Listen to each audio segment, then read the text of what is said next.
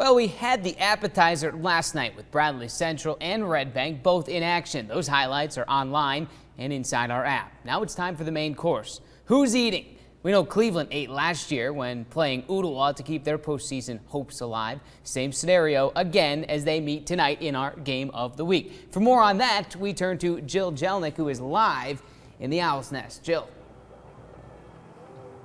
It's like deja vu all over again for these teams, Paul. Both Cleveland and Ooltewah are fighting for one of those final spots in that tough Region 4 5A conference. Ooltewah is 3-1, and even though they're one of the top dogs in the conference, they still haven't secured a spot in the playoffs just yet, which leaves a little bit of room for hope for the Blue Raiders.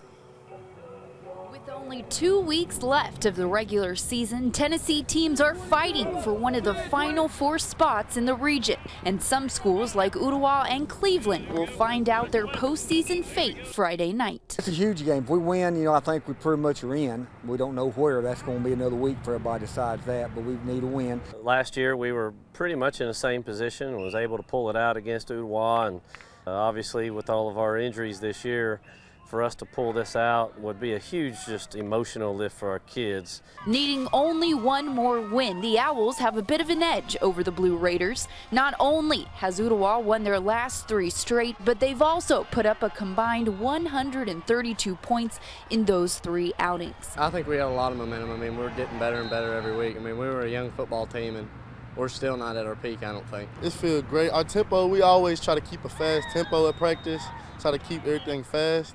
So it's been good. I feel like we're ready. Despite suffering some key injuries on the team, the Blue Raiders can still make the playoffs if they win their final 2 games and if Walker Valley beats Ooltewah next week. You just never know what's going to happen, and we got good kids, and let's just go out there and really fight for all of our injured players and also fight for ourselves. This game is really big because it's a deciding factor. If we get to play more than 10 games, if we get to go into the playoffs, which is what everybody's goal is to do. In our program, we want to show that we are persevering and that we can go through adversity and come out on top. Coach Cummings mentioned the injuries his team has been plagued with this season. Well, unfortunately, there was some more bad news for the Blue Raiders. I talked to Coach this morning, Paul, and they're down another 2 varsity starters, which means the total, they'll be down 10 varsity starters tonight in our game of the week. Paul, back to you. Jill, if karma is real, boy, Cleveland is owed a lot of good karma on the injury front.